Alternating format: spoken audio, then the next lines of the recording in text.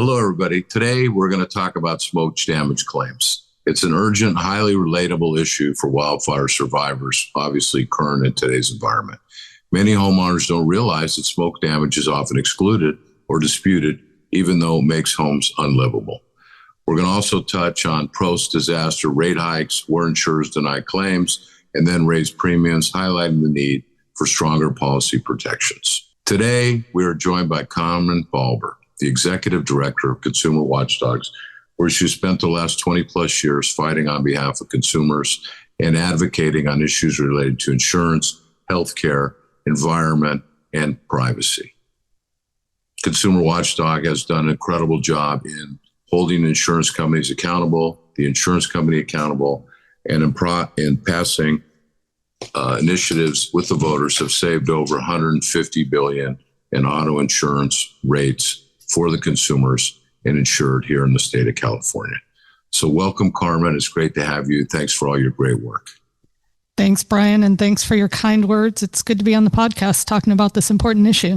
And so you've been out there on the front lines. You're dealing with these victims. Somebody went to work, left their home. Next thing they know, they're homeless. They have none of their belongings. Their family's trying to find a place to live. So what are these survivors telling you about the real impact the smoke damage is having, not only on them, but on their homes and their ability to live there?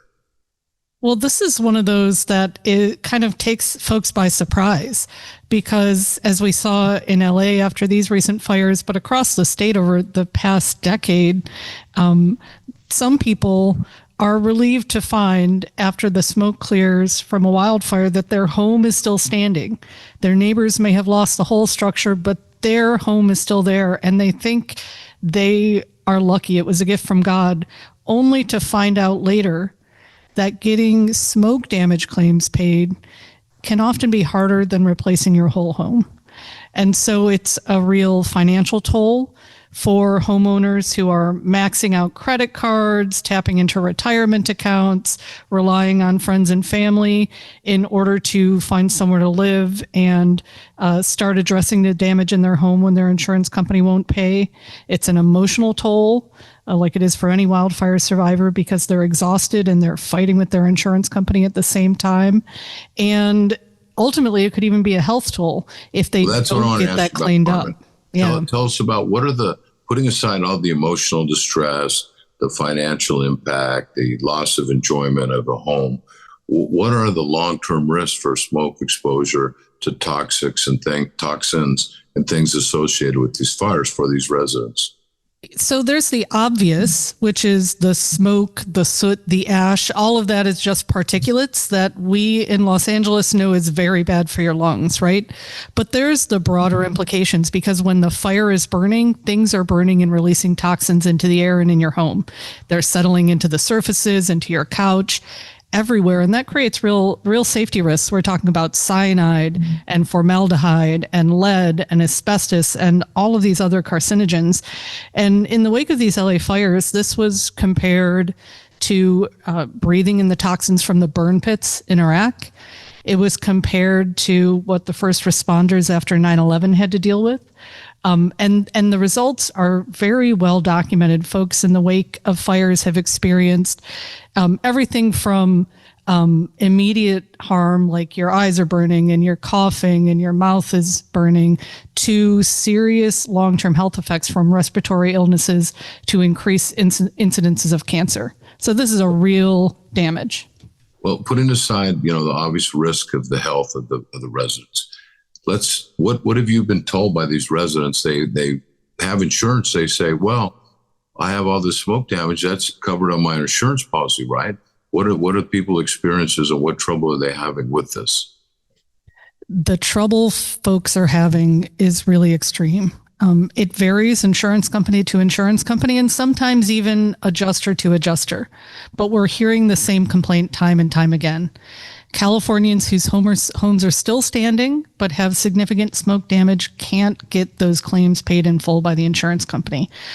They're not usually denied outright. What usually happens is maybe there's delays, you have rotating adjusters, you have trouble getting your insurance company to show up and check out the damage. The first thing that happens is they don't do any testing.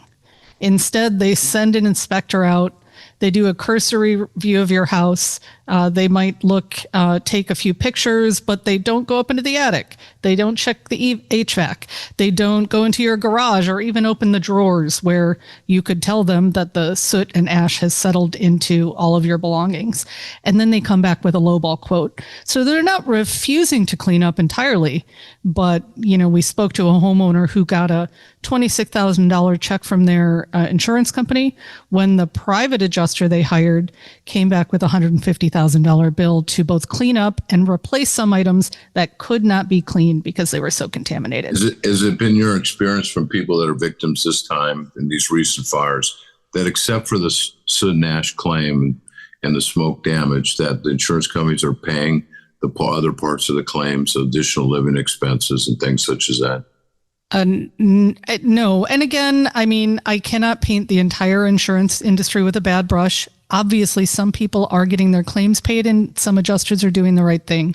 But we've also heard that complaint that the additional living expense, folks trying to find a comparable rental while they're waiting for their home to get cleaned, is also a real problem. It's especially difficult with smoke damage claims often, because if the insurance company is trying to lowball your claim, saying we sent someone out to clean it up and it's fine, but your test says, no, there's still asbestos, lead, and cyanide in my house, I can't move back in.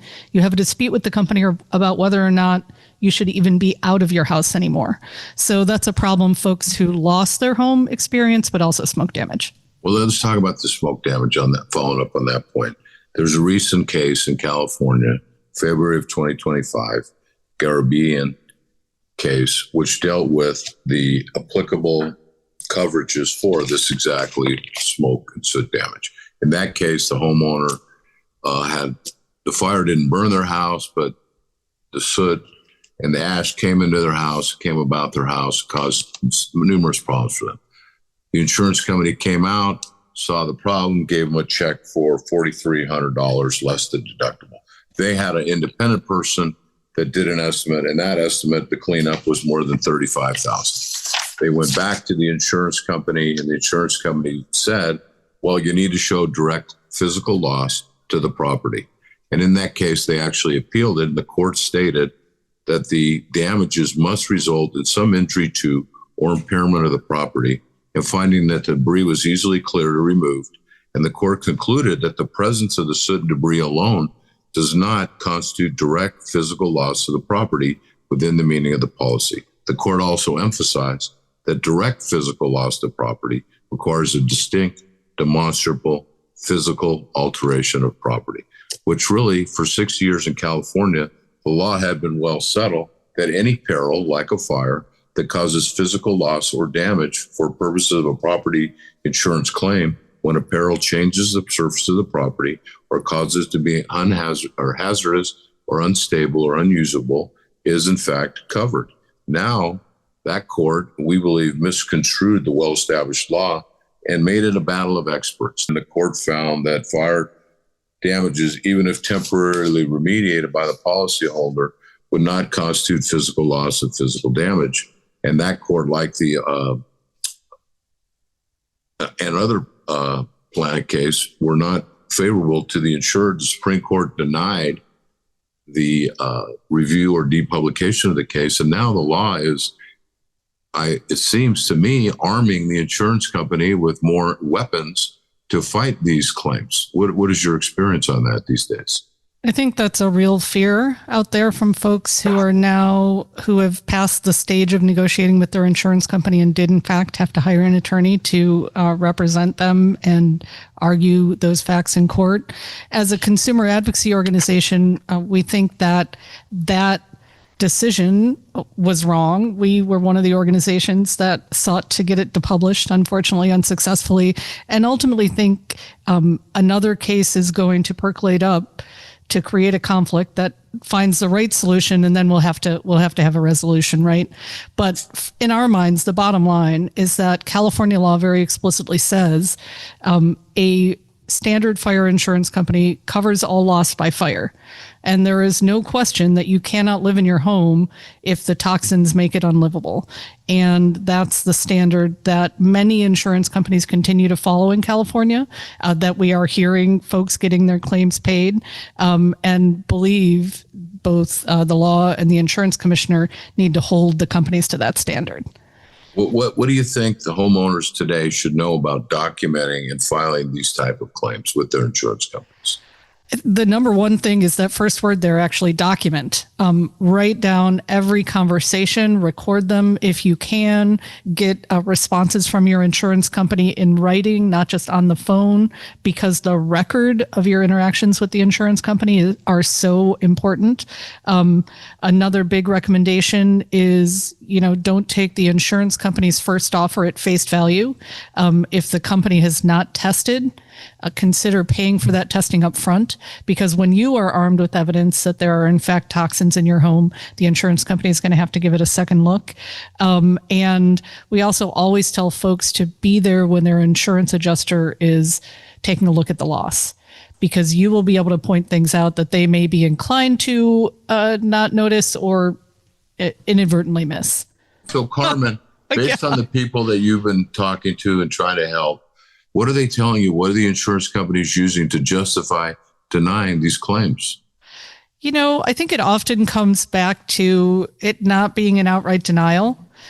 Just the companies relying on a superficial review of the damage at the house, and consumers really needing to be persistent in pushing back on those superficial inspections to get a more thorough review. And we found often that folks who are armed, again, with the results of that testing, are able to get that ruling reconsidered. When folks come in with either a mention of bad faith often does the trick, or with that detail of testing, they've been getting elevated. Their case has been getting elevated to a large loss team, which is often getting claims paid when the first line adjuster isn't getting them paid. So it's not a specific reason for denial. It's usually, at least in these smoke damage cases, simply an attempt to do cleanup at a much lower level than would be safe to return to the home. One thing I wanted to follow up, make a point. You talked about documentation and you said record the call. Well, in California, it's a two-party consent state to record, but often, and most times my experience, is the insurance company, they want to record the call.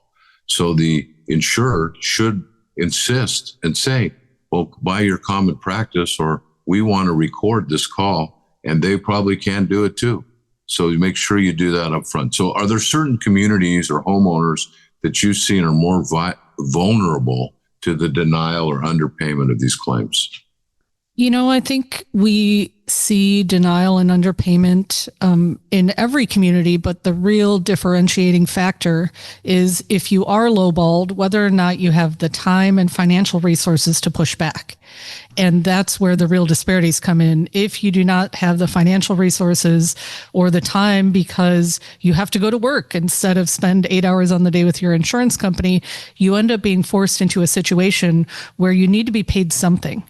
And you accept less than you're owed because you cannot continue that fight. And that's where we see the real. So the war of attrition, they try to wear you out, exactly. Put all their different adjusters on it, change adjusters, change people, and just wear you out. And people just don't have that. They have to live their life, take care of their family, and they become more, they just kind of give up in a sense. That's exactly what we're hearing from folks. All right. So let's talk about what can a consumer do? What should someone do right after wildfire to protect you right? Obviously, you mentioned documentation, but could you just expand? My home is just burned down, or it's burned down in the last 6 months, and now what do I do? There are a couple things folks should do right away. One of them is simply get a copy of your insurance policy, find out exactly what you're insured for, and then start taking notes. We talked about documentation. Record all of your interaction with the insurance company.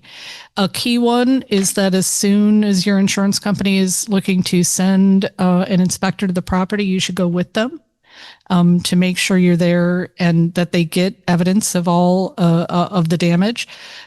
It's a little different with a complete, with a partial loss, excuse me.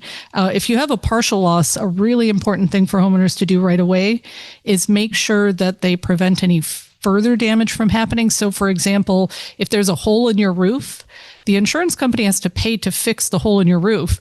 But if you don't cover it with a tarp or otherwise protect the home and rain then damages the interior, they're not on the hook for the rain damage, or they'll certainly push back on it.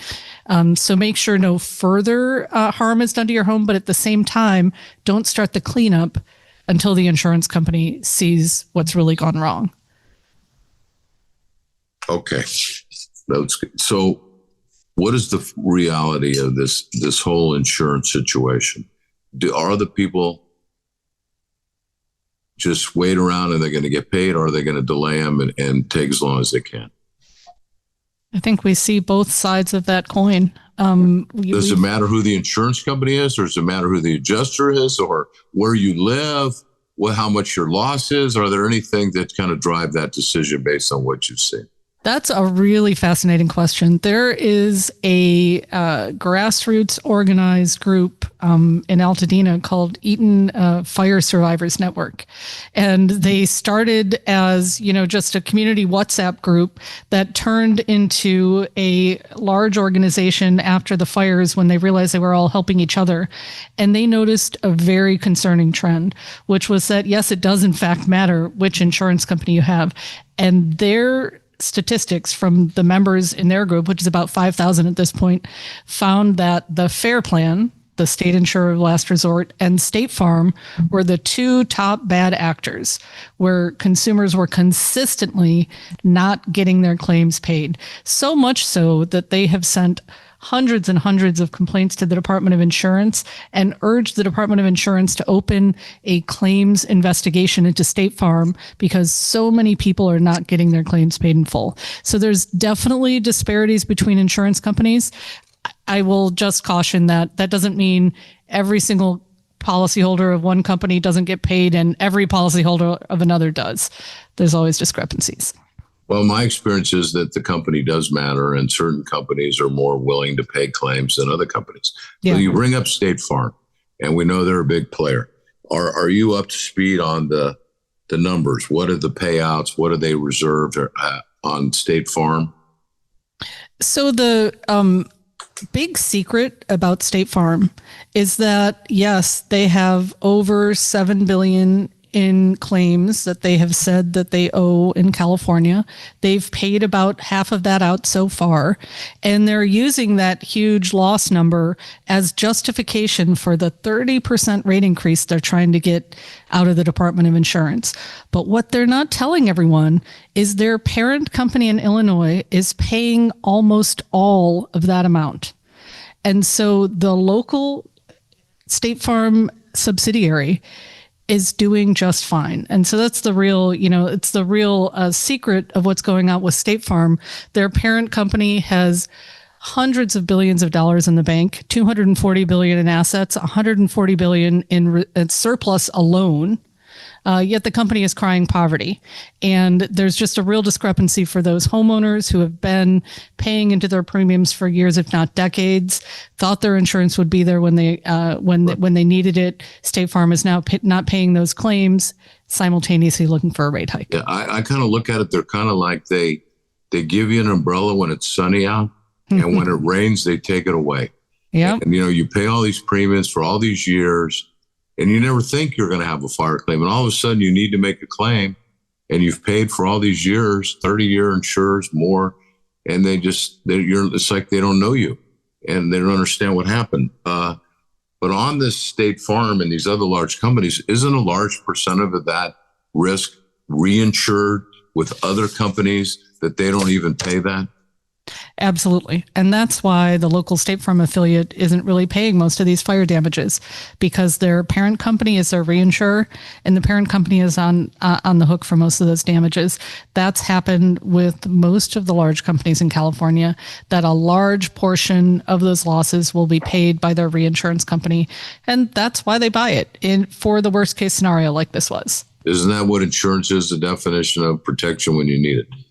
Now, our insurance commissioner elected in the state of California had a State Farm request for increase, and he conditionally approved a large hike, and then he sent it over to the court. I think it was Judge Frederick Seligman approved the rate hike after 3 days of hearing, and he said, taken as a whole, the rate increase represents a fundamentally fair, adequate, necessary measure, effectively functioning as a rescue mission to stabilize State Farm's financial condition with safeguarding policyholders. And Mr.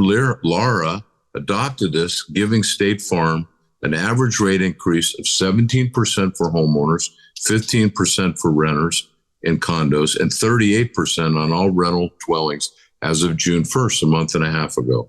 And State Farm characterized this as a first critical step that allow the company to continue writing policies in California and the insurance industry threat of leading the market, which they've continually done, which was prohibited since the passing of Prop 103. But State Farm, it doesn't seem like they're going to give up. They want to keep doing the rate hikes. And it seems to me that the insurance companies seem to capitalize on these disasters. Absolutely. We see insurance companies more and more in recent years pointing to climate change as the excuse for their bad behavior, whether that's raising rates or refusing to insure Californians who have paid into their policies for years. I will say with the State Farm rate hike, we fundamentally disagree with the step the court took, and we will be back in court in October arguing that case, that State Farm policyholders sent money out of state to the parent company for years, and it's time for the parent company to step in and back up California policyholders. Well, and you mentioned about the risk. These insurance companies do something called risk modeling. And they, what is the risk of the fire insurance? They can change their model, and it becomes a high risk. A lot of times they've canceled people. And in the Pacific Palisades, for example, in the recent fires, let's see if I had the statistics here. As of prior to the fire, I believe there were 1,600 insureds by the FAIR Plan in the Pacific Palisades, which was an 85% increase from the previous year because State Farm and other insurers had pulled out. FAIR Plan has been referred to as the insurance company of last chance. It's allegedly a state-run organization. It gives limited policy benefits to the policyholders, maximum up to $3 million, much less. None or limited additional living expenses. How is this playing out? And have there been any recent developments with the California FAIR Plan and this canceling of these insurance policies? So there's a couple things going on with the FAIR Plan. The number one is that the FAIR Plan is not actually government backed. It is an association of insurance companies that was created when insurance companies, in the wake of some fires in the 60s and the Watts uprising, insurance companies stopped selling to certain people. So it was created then to cover people who the private industry had dropped. And because of that, the private industry was put in a position where they would profit from the FAIR Plan when it did well and would have to pay when the FAIR Plan lost money. And so for decades, insurance companies have profited off premiums that homeowners pay to the FAIR Plan. This year, it was different. The LA fires were so big and the FAIR Plan was so concentrated, particularly in the Palisades, but some in Altadena as well, that the FAIR Plan was afraid they wouldn't have enough money to pay their bills. So they assessed their member insurance companies $1 billion to help pay their claims. The problem after that is the insurance commissioner gave the insurance companies the ability to pass those costs on to consumers. So now insurance companies are applying to pass on $500 million of that money to consumers. And Consumer Watchdog has sued to stop that because the commissioner did it by fiat, and it's directly against the law that says insurance companies, not consumers, share in FAIR Plan losses and gains. If we had profited from the FAIR Plan for all those years, it might be a different story. So where do we go from here? We have these problems. It doesn't seem to be we're not even into the getting paid and getting rebuilding and refixing your house. But what does this hold in store for the insurer? What should people look for in their insurance policies and in their insurance situation to make sure that they have as much protection as they can acquire? That's just a really hard question, but it's a really important one. You know, one recommendation I would make is for folks to pay attention to the reports of poor claims handling in the wake of these fires, because I think insurance companies' records speak for themselves. So when you have a company which has the preponderance of the consumer complaints like State Farm does, you might want to reconsider keeping your policy with them. But in the bigger picture, I think what is very clear right now, especially with the number of Fair Plan policyholders increasing even now, is that we need to do more to keep the home insurance industry in this market. And one of the critical ways we do that is to make our neighborhoods more sustainable by doing wildfire mitigation, which is hardening our homes and clearing brush, et cetera.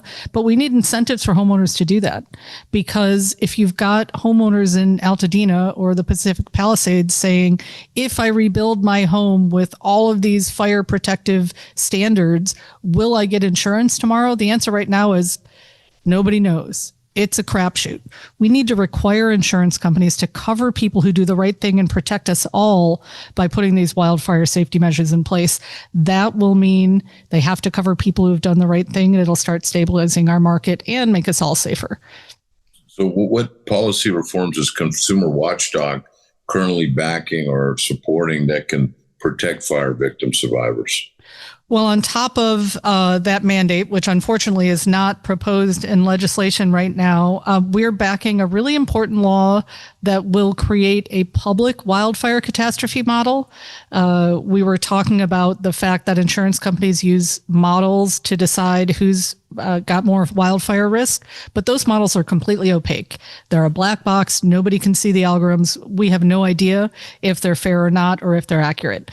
There's a bill passing right now, going through the legislature, that would create a public model with transparent information that both individuals and communities can use to know their own fire risk and push back against the insurance companies if they're wrong. That's really important. There's a bill that was really clamored for by fire survivors, called the Eliminate the List bill. Unfortunately, it won't quite eliminate the list, but it goes after the itemization of personal property contents that insurance companies make you do. You know, after you lose your entire home, then they make you fill out an 85-page spreadsheet itemizing every sock and knife. That's not only difficult, it's extraordinarily traumatizing for survivors. So this bill would at least require them to pay 60% of your personal property coverage upfront, rather than requiring folks to itemize that list. Where are the pressure points in the legislature and in this whole process, and who's pushing and who's pushing back? Well, the insurance industry has always had a stranglehold in Sacramento. They own the insurance committees in both houses and have for a long time. But I think the real leverage point here is survivors. I cannot tell you how much of a difference hearing from fire survivors has made in Sacramento, whether it was the Northern California fires a few years ago or the LA fires today. I think those people's real stories are making a difference, and legislation that would not have passed a few years ago is moving forward today. So for a consumer that is having problems with their claims, what do you advise them? You told me it's important that they document everything. But at the end of the day, as you said, people have to take care of their families. They have to work. They have to find a place to live. What do you advise them to do going forward if they're having problems with their insurance company? Well, of course, people can always seek out an attorney. And there are a lot of attorneys right now who are helping large groups of people who are experiencing the same problems with their insurance companies. That's a really good route to get. How would they find someone like that? I'm not my area of practice, but I know there's some very excellent lawyers in that area. How would someone that's seeking a lawyer, how would they go find someone? And what should they ask that lawyer to see whether that's a good lawyer for them? One of the things that I think is working really well right now in the wake of these fires is community forums where people are sharing information and talking about who's representing them and how that's working. I've seen Discord groups, Slack groups, Zoom groups, in-person meetings, WhatsApp chats, a lot of different community organizing where consumers are sharing information, and in some cases, lawyers are coming to present their experience. You asked, what should you look for? Experience in this kind of case is the number one thing. How many of this kind of cases have you brought in the past?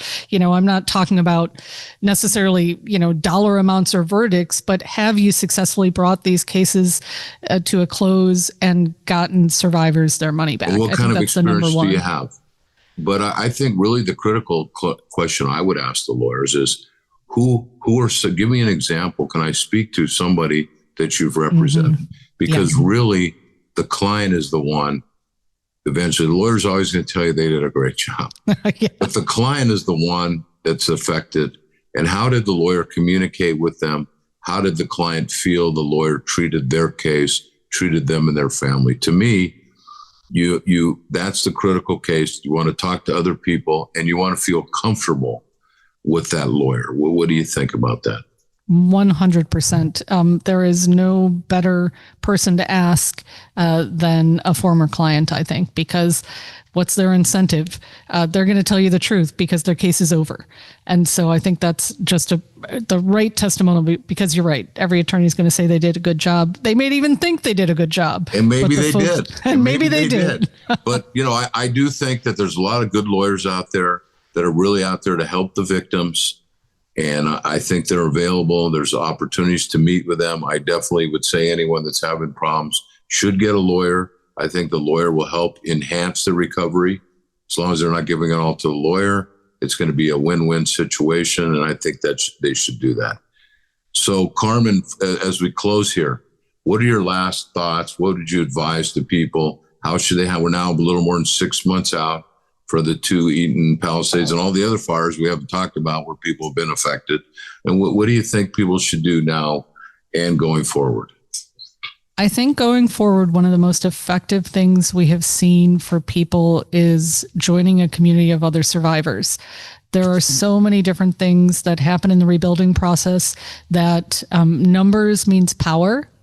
And there are far too many to list, but I think that those community connections, rather than trying to go this whole process solo, is really a way to make it sustainable for people and also almost certainly get a better outcome. So that's, I think, where I would point folks. And they can always come to us at consumerwatchdog.org if they have questions or want to raise concerns. And you guys will be there, and you've been there for 25 plus years. You'll continue to be there for another 25 plus years. And thank you for all you do. Thank you. The consumers don't know how good it is, how much Consumer Watchdog's out there trying to protect them and their interests and all the people here in the state of California. So thank you for everything you do, everything Consumer Watchdog does. And thank you for being here today, sharing that knowledge with our listeners. Thanks so much, Brian. Good to be here. Well, there you have it. Another insightful episode of Get in the Game. And I've got to say, today's conversation with Brian Panish and Carmen Belber was a very important and highly relevant discussion.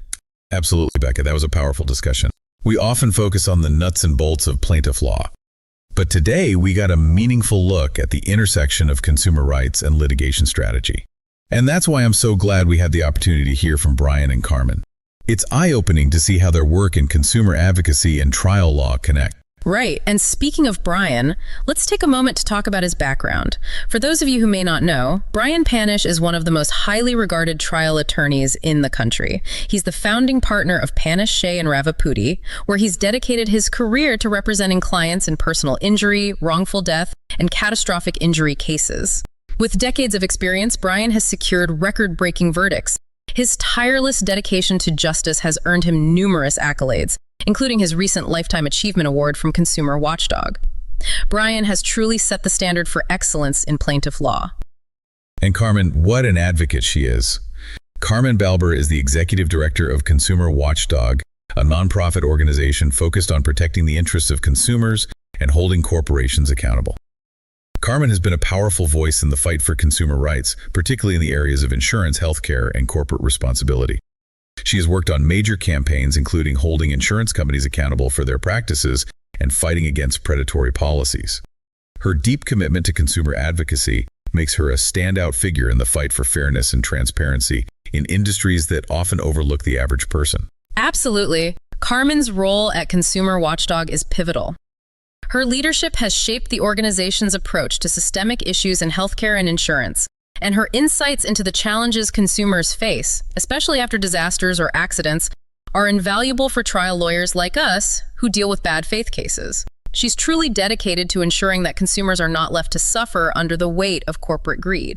Exactly. And of course, it's important to highlight Brian's recent recognition with the Lifetime Achievement Award from Consumer Watchdog. As we mentioned earlier, this award speaks to his dedication and the decades he's spent fighting for justice, not only in the courtroom, but for consumers nationwide. It's a rare honor, and it's a reflection of the integrity and passion he's brought to his legal career. Hearing him reflect on that journey during his acceptance speech at the Consumer Watchdog event was just inspiring. It really was. Brian spoke about the fight for truth, even when the odds are stacked against you, and that really resonates with the work we do as trial lawyers, doesn't it? The work is never easy, but it's the pursuit of justice, no matter how challenging, that makes all the difference. And it's exactly that mentality that we as trial lawyers need to carry forward, especially when we're tackling cases that involve corporate interests or insurance companies that are determined to delay, deny, or dilute justice. You're spot on, Becca. And this episode is a perfect example of the crossover between consumer advocacy and litigation strategy. Understanding the impact of corporate tactics on consumers and the way that directly influences the legal landscape is vital for trial lawyers. Whether we're handling bad faith claims or working on wildfire cases, we need to appreciate the broader challenges that our clients face beyond the courtroom. Exactly. And for our trial lawyer listeners out there who are navigating those tough cases, today's conversation is full of insights on how we can improve our strategies by looking at these systemic issues. Whether it's understanding the corporate tactics that play out behind the scenes or recognizing the psychological toll on consumers after a disaster, this is all part of our fight for justice. It's a reminder that we need to go beyond the surface and understand the full picture if we're going to effectively advocate for our clients. That's why this episode is so important. It's not just about the legal strategy. It's about understanding what our clients are really up against. It's about leveraging both litigation strategy and consumer advocacy to fight for real change. Well said, Chase. I think we can all take something valuable from today's discussion. Brian's message about fighting for the truth even when it's tough, and Carmen's dedication to consumer rights remind us that our work is not just about winning cases. It's about standing up for what's right, and we all play a role in that. Absolutely. And if you're listening today, remember that this work is bigger than just the case at hand. It's about reshaping the system and making it work for those who need it the most.